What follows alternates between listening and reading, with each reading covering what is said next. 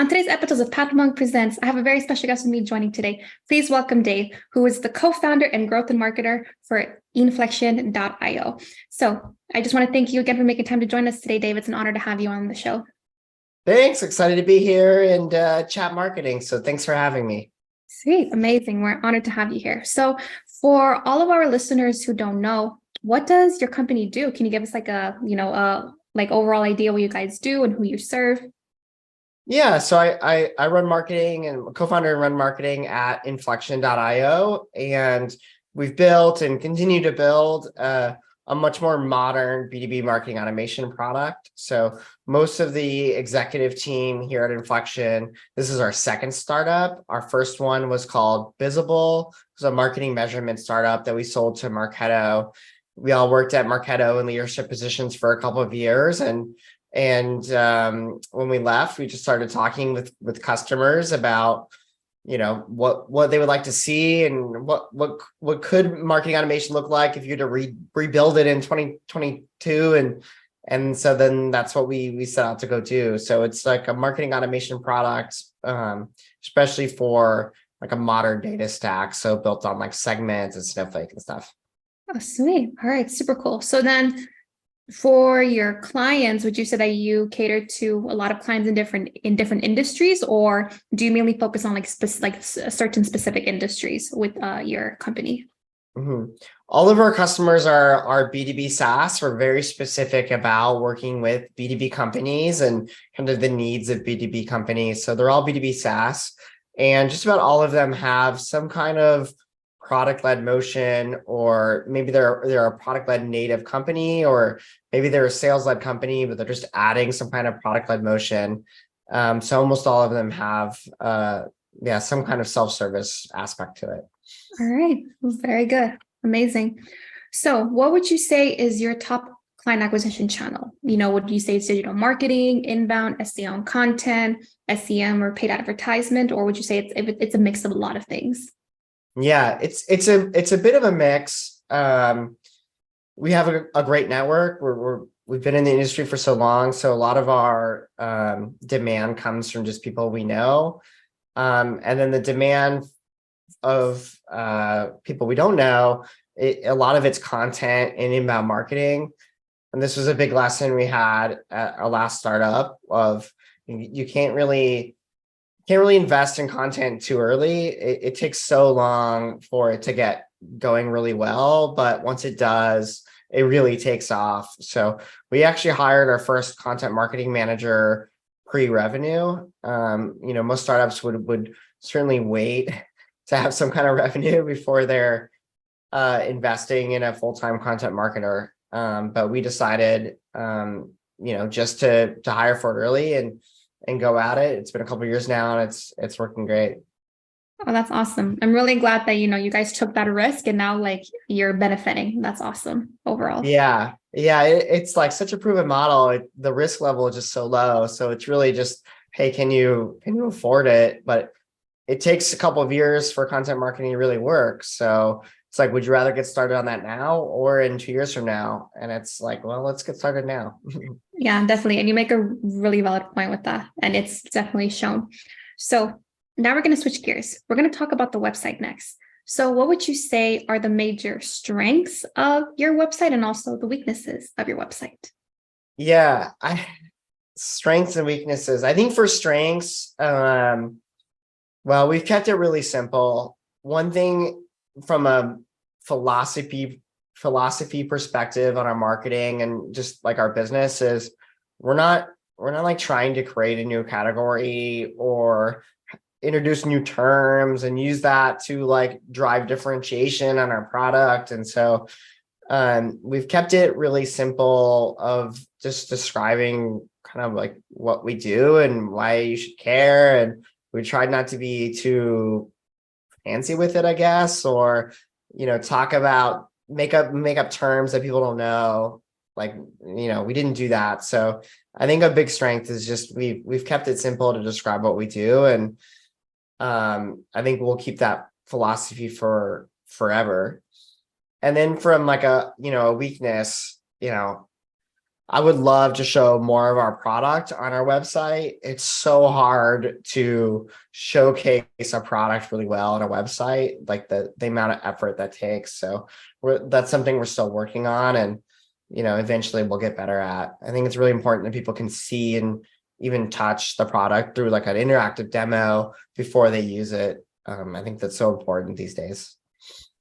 That I agree with you. And once you're really able to have a real life demo where you can be able to show, prospects or clients what you're doing, it then allows them to be able to not only see how it's going to benefit them altogether, but it's easier for them to become a conversion, become a client at that point when they're like, okay, I'm convinced that this will work. You know what I mean?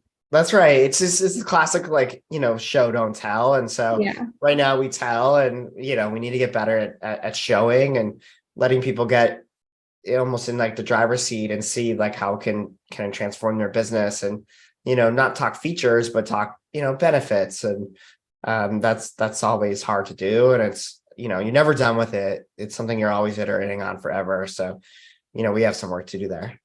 No, I hear you, definitely. So now we're going to talk about you as a leader and what you do overall. So what does an average day in your office look like for you? There's no average day. We're a smaller startup, we're 30 employees. So it has a lot of variety to it. We're very focused on creating demand and generating pipeline and pipeline coverage. And we're a very metrics driven team, but we also care a lot too about adding clarity to the category. So there's a lot of people out there talking about product-led growth. Our software helps with product-led growth. We sell into product-led companies for the most part. But there's still a lot of questions about what is product-led growth and why should I care, and what does it mean, and what does good look like? And there's a lot around that.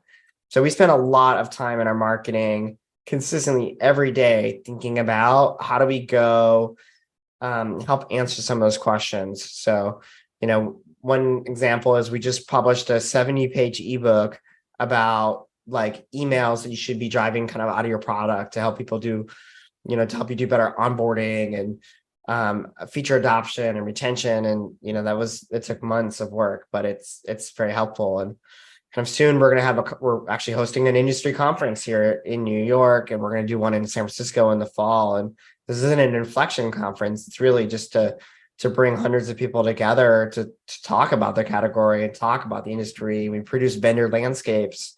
They'd even include our competitors. But if we can add clarity to the market, then that's always a good thing. Yeah, especially where, you're seeing a need for it in the market as well. And adding on to like everything else you guys are doing, do you have anything else coming down your pipeline in the next 6 months? Yeah, we have some awesome product releases coming out really soon. We've been working for 2.5 years on our marketing automation product, and we're just about ready to launch Inflection for the next iteration of Inflection for customers, which is communicating with your users of your product. And then in a few months, we'll be releasing Inflection for prospects, which is marketing automation for all of your kind of lead workflows. So for the first time, you can run both, like webinars and kind of trade show and lead workflows for your prospects, and kind of all the workflows for your customers and your users out of one platform. So we're excited for this vision to become a reality here soon. Yeah, definitely. Congratulations to like not only to your team, but also for all the hard work that's being put into this product. That's really exciting. Thanks. Yeah, it's been a labor of love. No, yeah, absolutely. So we're getting close to the end of our interview, and I'm going to start with some rapid fire questions. Are you ready? Okay. Yeah, hit me. Cool. What is the last book that you read? Oh, the last book I read was Bear Can't Wait. I have 2 young kids, and I do bedtime every night. So the last book I read was a book about a bear that can't wait for a party. So that's the last book I remember anyways. I love it. I absolutely love that. So if there were no boundaries in technology, what would be the one thing that you would want to have fixed for your role as a marketer today? Oh, no bounds to technology. I like, our last startup was attribution. We spent so much time thinking about attribution and working on it for many years and built a great business to do that. But it's never perfect, and I don't know if it ever will be perfect. So unbounded by technology, I think like actually answering real attribution questions. There's the famous quote of 50% of my advertising is wasted. I just don't know which half. So I think like really actually nailing that would be pretty cool. That would be pretty cool. I think that would just help, not like it would help so many companies. Yeah. Yeah. To Place. help everyone. Yes, definitely. Now, what is the one piece of advice that you would give yourself if you could restart at the beginning of your professional career again? Yeah. I think a piece of advice is, like trust your gut. It took me like a pretty long in my career, I mean, like a couple of years to like trust myself and the decisions I was making in marketing. And looking back, they were like all right. And so I think like trust your gut. And then, I've done this throughout my career, but I always, tell other people this, be like a really hard worker and be the hardest worker in the room. And, that's how you get promoted, and you do good work and put in the effort. But I think like, trust your gut. I love how you ended with that. Trust your gut. And I think that's something that can be relayed to a lot of marketers too, is just like knowing that it's good to trust your gut and knowing when to take those risks too as well. Yeah, that's right. When you're 22 or 23, like you just don't know. But just trust your gut. Just Yeah. just do it. Just execute. Yeah, You'll exactly. learn just by trying. Yeah, exactly. Learn just by trying. So we're coming to the end of our podcast episode today. And I want to thank you so much for taking the time to join us on Pathmonk Presents. But I also want to give you the last word. If someone were to forget about everything that we've talked about today on your interview, what is one thing that you want them to remember about Inflection overall? Yeah, in Inflection, they can come and check it out, inflection.io. We're all about being a modern B2B marketing automation product, and we're excited about what we're doing. Our customers are excited about it, and we're excited about the future. Sweet, amazing. Well, Dave, I want to thank you so much for joining us today. And to all of our listeners, check us out next week on Pathmonk Presents.